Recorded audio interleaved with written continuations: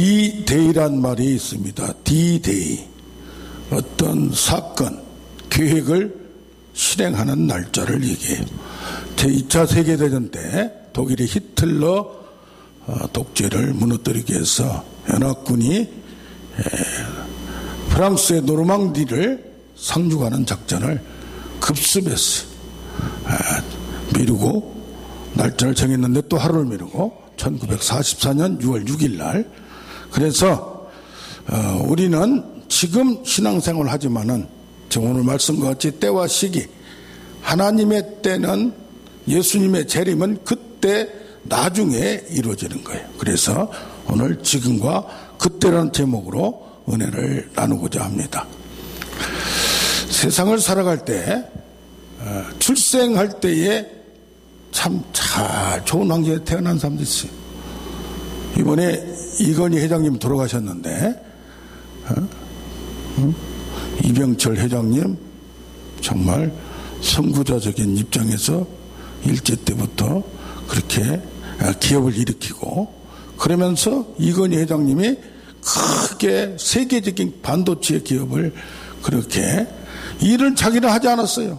뭐 빈둥빈둥 놀고 그러면서 출근도 잘 하지 않았어요.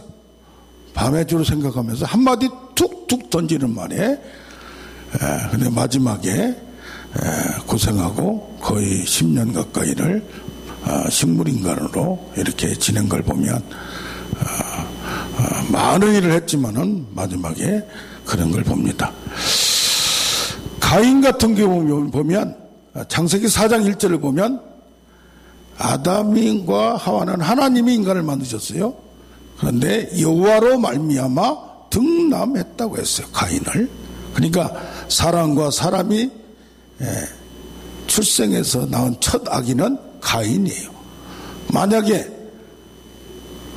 아담이 무슨 문제가 있다든가, 요즘같이 뭐 정제의 씨가 적다든가, 아니면 여자 쪽에 불임이 있다든가 하다 보면 태어날 수가 없는 거예요. 문제가 있는 거예요. 그런데 첫 아이 가인, 그래서 자부심이 대단하고, 얼마나 여호와로 말미암아 아담과 하와가 쫓겨났지만은, 에덴 동산에 쫓겨났지만은 그래도 가인을 보고 하나님의 생육하고 번성을 하는 자신과 축복을 가졌던 걸 봅니다. 그런데 조금 지나다 보면 세월이 지난 후에 나와요. 세월이 지난 후에 조금 지났어요. 그런 농사는 자가 되었고, 동생은 양을 치는 자가 됐는데, 제사 드리면서 달라졌어요.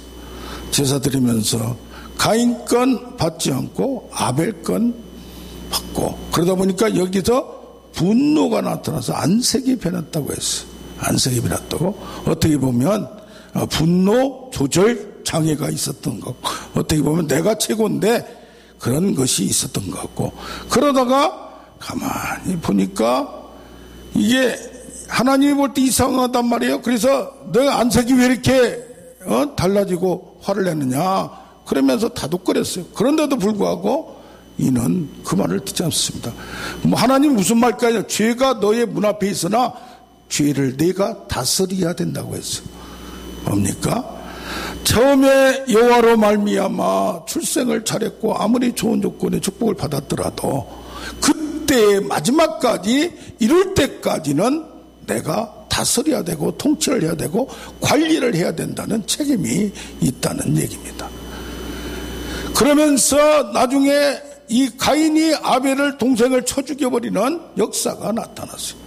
그래서 이것이 4장 16절부터 쭉 가면은 이제는 가인이 자기 자식들을 쭉 낳습니다. 그런 거 보면은 이제는 이 모든 것이 가속화가 된다는 걸 보여요. 한번 조금 잘못한 것을 지적하고 뭐하면 이렇게 돌이켜야 되는데, 이것이 이제는 반대로 만들어 나가면서 이제는 그 후손들이 계속적으로 더 가속화, 더 옆으로 더 반대로 나가서 7대손 라멕을 보면 얼마나 악랄하고 얼마나 악독하고 얼마나 패역했는지, 가인을 위해서는 죄가 7배일진데 라멕을 위해서는 77배나 벌을 받는다고 말을 했어요. 77이면 뭡니까? 7땡이에요. 7땡. 얼마나 센지 몰라요. 왜 그러느냐? 내 마음의 상처로 말미암아, 상함으로 말미암아 이 가인도 분노를 조절 못했는데 그 라멕은 더 크게 잠깐 기분 나쁘게 했다고 그냥 고스톱 100원짜리 치다가 사망사고 나는, 살인사고 나는 거하고 비슷한 이런 사태가 났다는 얘기예요.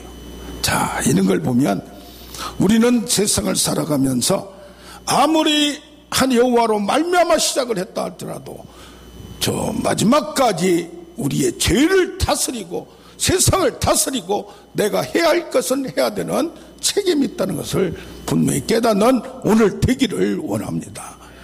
지금 5장 1절부터 쭉 보면 새로운 후손을 주었습니다. 그 후손은 누가 누구를 낳고 누가 누구를 낳고 아까는 몇 살 사는 것 관심도 없어요. 하나님은 하나님의 사람, 하나님의 뜻을 따르려고 하는 사람, 그 하나하나 그들을 보면서 그들을 통하여 일하시고 그들을 통하여 믿음이 계승되고 그들의 후손을 통하여 하나님은 일하심을 봅니다. 그러면서 쭉 가다 보면 7대손 에녹이 나와요. 7대손 에녹. 그는 누구를 무두셀라를 낳고 누구를 낳고 365년을 동행하다가, 그러니까 뭡니까? 동행이란 말은 지금 말하면 예수를 믿고 나서 하나님과 함께 동행하면서 말씀대로 살아가고 성령과 교제가면서 날마다 하나님과 함께 서로 교제하며 모든 것을 하나님과 예수님 같이 나는 내 마음대로 하지 않고 하나님의 뜻을 통하여 하나가, 둘이가 하나가 된다는 게 쉽지 않잖아요. 예, 이런 연관 관계를 가지면서 교제 속에서 임재 속에서 하나가 되어서 연합되어서 나아간다는 그런 거예요. 그런데 나중에는 뭐예요? 땅에 있지 아니하고 하늘로 올라가는, 승천하는 이런 역사가 7대손에 같은 나이는 가인은 7대손에 77배나 팔을 받을 정도로 아주, 그래서 저주에 감은 그런 후손이 되었는가 하면 이 셋의 후손은 7대손 에녹에 가서는 이 땅에서 죽지 않고 하늘로 옮겨져 버리는 그런 승천하는 역사가 있는 걸 봅니다. 그래서 역사적으로도 저주의 가문, 뭐 축복의 가문 이런 게 나오지 않습니까? 왜 그런 일이 나타나는가?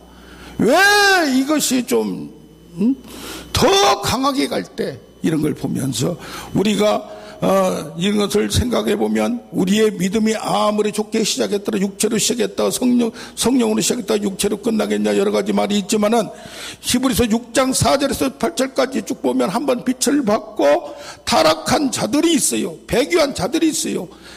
유대교에서 예수를 믿고 은혜를 받고 예수를 알고 정말 메시아가 예수구나, 인간 예수가 아니구나, 그래서 이렇게 했는데 나중에 유대교로 돌아가는 자들이 있어요. 그들을 어떻게 표현하느냐? 한번 빛을 보고 하늘의 은사를 맛보고 성령에 참여하고 선한 말씀 내세의 능력을 맛보고도, 이것은 그냥 들은 게 아니에요. 지식이 아니에요. 경험을 했어요. 깊은 내세 능력까지, 영적 체험까지 했어요. 그냥 말씀 뭐 들어가지고 지식적으로 뭐 신학교 들어가서 아니면 뭐 어디 강의 받아서 설교 들어서 그런 수준이 아니에요. 그런데 어느 미혹에 끌려서, 욕심에 끌려서 알면서도 그리 가는 거예요. 알면서도 가는 거예요. 이게 참 무섭습니다. 알면서도 회개하려는데도 안 되는 그런 역사가 이렇게 타락한 자들은 다시 회개할 수 없고 가시와 엉경키 이런 것이 불살려져 버리고 버림바 된다고 말합니다. 자, 우리는 현재 지금 어떻습니까? 로마서 8장 16절 보면 성령이 자기 영으로도 보고 내 영으로도 보라 내가 하나님의 자녀인 것이 확신돼요. 구원받을 확신이 있느냐 없느냐 물어보면 이번에도 집회하면서 오늘 만약에 죽는다면 천국 갈 자신이 있습니까? 손 들어보라고. 아니요, 갈 자신이 없는 사람 손 들어보라니까 솔직하게 몇 사람이 들더라고요. 교회 안 다닌 사람들이 아니에요. 직분이 없는 사람들이 아니에요. 이건 뭡니까? 지식적으로 세뇌당해서 하는 것이 아니라 영적으로 확실하게 믿어지는 거예요. 이렇게 내가 구원의 확신을 받는 것은 확신을 갖는 것은 믿음은 바라는 것들 실성이요 보지 못하는 것 증거. 나중에 지금 오늘 말한 대로 예수님의 재림할 때가 있고 내가 죽은 다음에 하나님의 나라 천국에 갈 수 있는 확신이 나에게 지금 있는 거예요. 지금. 그러나 이루어질 날짜는 지금이 아니고 그때, D-Day 그때란 얘기예요. 그런데 이 확신이, 구원의 확신이 과거에 언제 일어났느냐? 예수님이 십자가에서 죽으실 때 구원은 다 일어났어요. 근데 현재 지금이 뭐냐? 믿는 자만 그 구원을 얻어요. 마지막에 실제로 이루어지는 날들은 미래의 그때예요. 미래의 그때예요. 할렐루야. 그때에 우리는 구원을 갖지만은 하나님이 끝까지 은혜를 주고 견인을 하고 하지만은 우리에게도 책임이 있다는 얘기입니다. 지금 그때 영광을 맛봐야 돼요. 여기도 보면 맛본다고 했어요. 알아야 돼요. 그리고 그때까지 이것이 변절되지 않고 이것이 더 좋아지고 더 깊어지고 전진하고 항상 지금이 우리의 신앙생활에서 최고점이 된다는 생각을 가지고 있어야 돼요. 후퇴란 것이 있으면 안 돼요. 과거에 잘 믿었는데, 과거에 어떤데, 과거에 다 해봤는데 그것은 그 수준이란 얘기예요.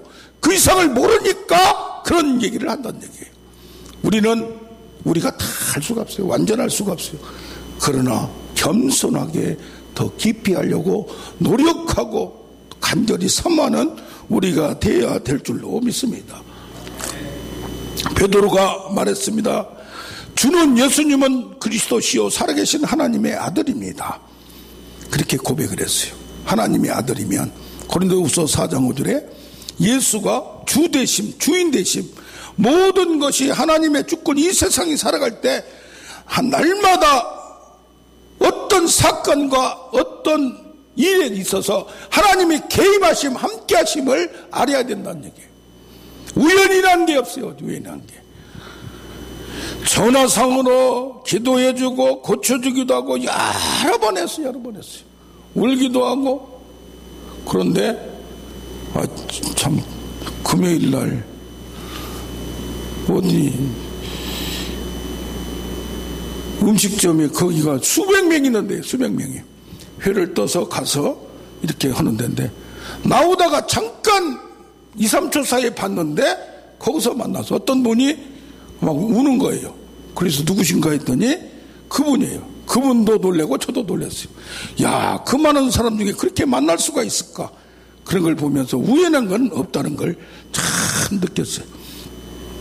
이번에 생명이 얼마나 중요한지, 건강이 중요한지 집회를 하면서 느꼈습니다. 전국에서, 거제에서, 인제에서, 광양에서, 부산에서, 목포에서 막 이렇게 올라오시는데 불치병, 난치병, 희귀병들이 얼마나 많은지 몰라요.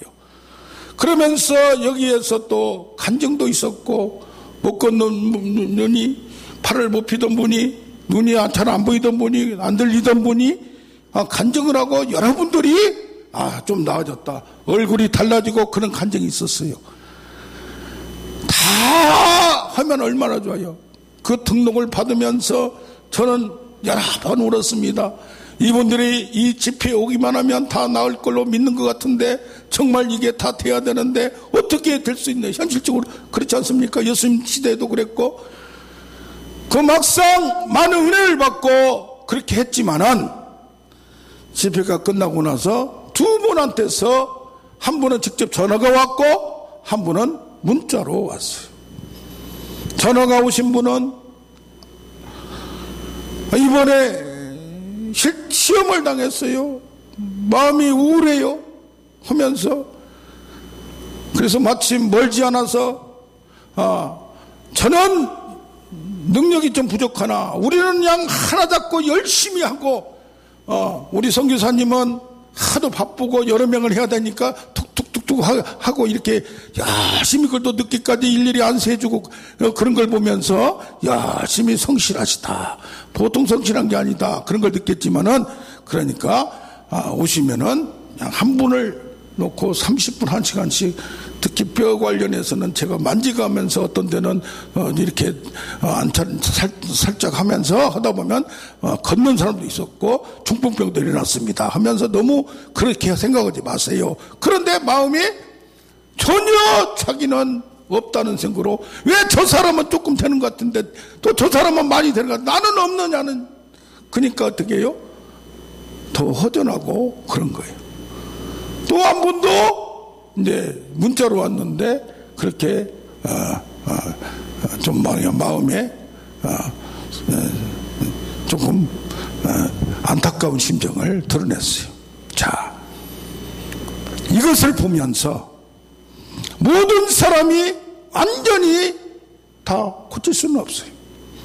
이 세상에 살면서 하나님의 뜻이 있고 다 섭리가 있어요. 그런데 한 가지 점은 알아야 된다 이 말이에요. 지금 내가 완치가 안 됐더라도 그 현장을 통해서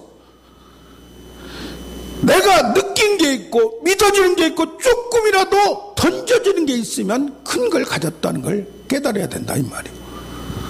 성경에 보면 너희가 구한 것을 이미 받은 줄로 믿으라. 지금 믿음의 씨앗은 떨어졌다는 얘기예요. 그러면 그것을 가지고 시작하면 될 줄로 믿습니다. 징조가 있고 신호가 있고 시작되고 있는 것을 알기만 하면, 믿어지기만 하면, 이것이 자라면 그때가 언젠가는 될지 모르지만은 빨리, 그래서 한 분이 마침 멀지 않아서 자주 제가 가는, 마침 가끔가다 예배 드리는 데가 그 근방이더라고요. 그럼 생각을 해보고, 저도 기도하고 자신 있으면 지금 거의 전신불수예요. 그래 나도 도전할 테니까 조건을 달았어요. 헌금 절대로 하지 마라. 나도 부담돼. 할 때 하지 말고. 그래서 제가 기도하다가 자신 생기면 기한을 정해놓고 가서 잠깐씩이라도 30분 1시간 기도하면서 한번 도전을 해보려고 그래요. 안전벨기를 일으켜보고 발 못 걷는 사람 해봤는데 전신불수는 못 해봤기 때문에, 저는 암병 걸린 사람 몇십 명을, 거의 죽어가는 사람, 끝나가는 사람이라는 부분을 막 어떻게 연결되는 분들을 찾아가서 하다가 그냥 돌아가신 분도 거의 많았지만은 그때 느꼈어요. 야, 조금만 일찍 알았으면. 그런 아쉬움이 많이 있었어요. 마지막까지는 한번 해보자. 한번 제가 믿음이 생기고 확신이 있으면 한번 서로 기도해보고 해봅시다. 여기서 모든 걸 끝나서 뭐냐? 지금 완전히 뭐가 안 됐다고 끝나는 것이 아니라 하나님이 주신 확신이 있으면, 지금 구원의 확신도 지금 가진 거 아니에요. 나중에 그때 죽어 봐야 하는 거예요. 그러나 지금 믿어지는 것이 구원의 확신이듯이, 내가 지금 완전히 낫지 않았더라도 이미 떠난 것이 믿어지고 이미 확신이 있으면 이것을 굳게 잡는 것이 믿은 자의 믿음인 줄로 믿습니다. 아멘. 신앙도 마찬가지요. 재정도 마찬가지고, 징조 응답이란 게 뭡니까? 기도하다가 어느 순간에 하나님이 확실하게 알려주는 게 있어요. 그걸 잡기만 하면 될 줄로 믿습니다. 우리 모임 목사님들이 있는데 한 분이 강 목사님이 저기 신천 쪽에서 목회하시는데 필리핀에 교회를 4개나 세웠어요. 얼마나 열심히 왔다 갔다. 지금까지 보니까 지난 2월에 처음 갔는 마지막 간 89차를 갔다 왔대요. 그런데 갑상선암이 왔어요. 그것도 제일 강한 게 와서 약을 200짜리를 쓴대요. 제일 강한 걸. 그런데 어떤 때는 피곤하면 오전에 하다가도 쓰러진대요. 의사 선생님이 뭐라고 말하냐? 당신은 몸에 신호가 오면 신호대로 움직여라. 신호대로. 만약에 피곤하면 쉬어라 이 말이에요.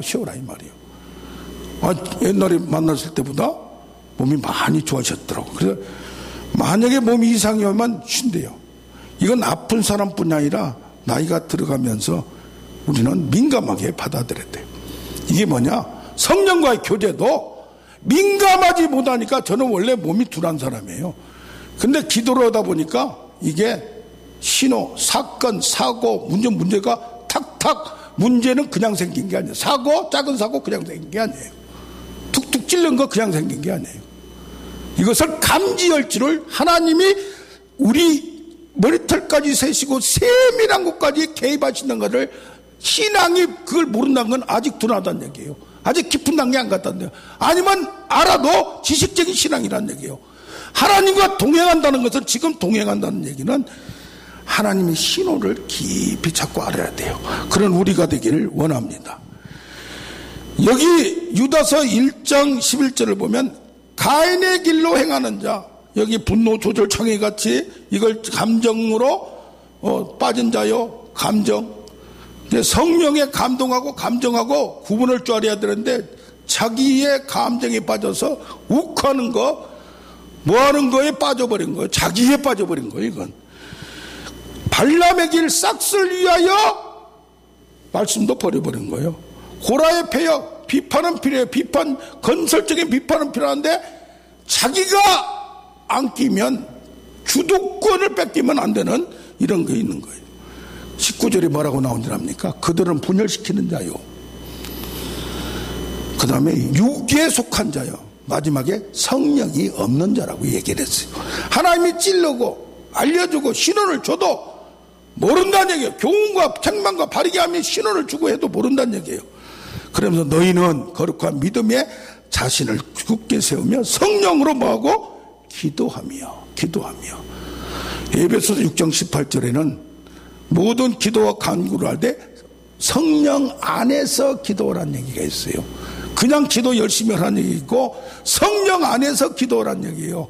기도하면서 하나님이 생각나게 하고 깨닫게 하고 알게 하고, 이게 기도를 어떤 분은 그냥 다다다다다다 따발총으로 기도하고 막 시원하면 이제 다 끝나고 자기 혼자, 그게 기도가 아니에요.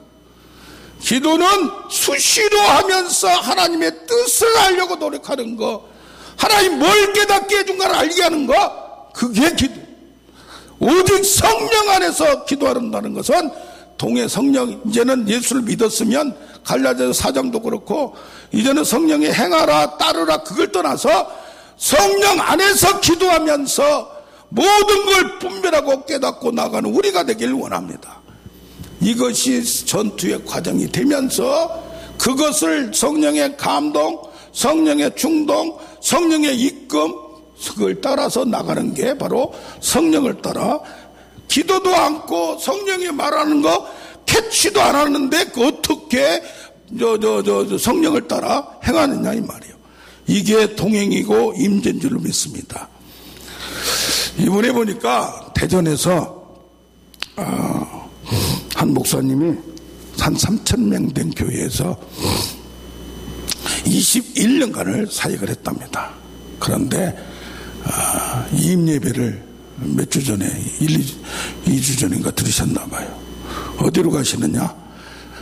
샌프란시스코에 150명 된 교회 디아스포라 선교를 위해서 내가 그쪽으로 가야 되겠다. 2번을 하나님이 성령의 감동을 강하게 주셔가지고 왜 그러냐?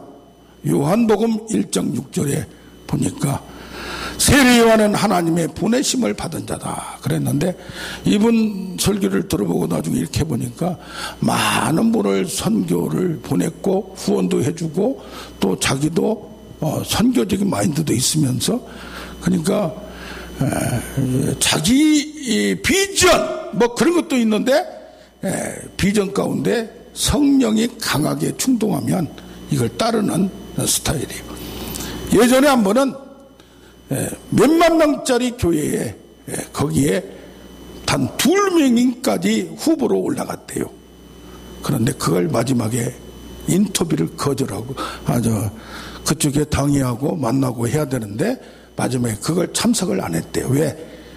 하나님이 그때에 여기를 떠나는 것에 대한 부담을 주고 강하게 잡으셔서, 이 어떻게 목사님들 그러신 분들이 거의 다 목사님들 그렇게 많이 하시지만은 이 규모가 그렇게 하면서도 또 젊었을 때는 그렇게 많이 했어요. 나이가 들어서 내려놓고 그렇게 한다는 게 쉽지가 않습니다. 근데 이번에도 이렇게 아름다운 얘기를 이런 것을 들려줬어요. 가끔 이런 분들을 보면 무대뽀요, 무대뽀. 그리고 뭐 재산을 그러면 이분들이 많이 준비를 해놨느냐? 그것도 아니에요. 그것도 아니에요. 그런데 마지막에는 자유롭게 내가 세계에 돌아다니고 싶다는 그런 생각으로 이렇게 한 것 같아요. 뭐 여러 가지 있습니다. 아무튼 우리는 지금과 그때, 지금부터 그때는 많은 게 남아 있습니다.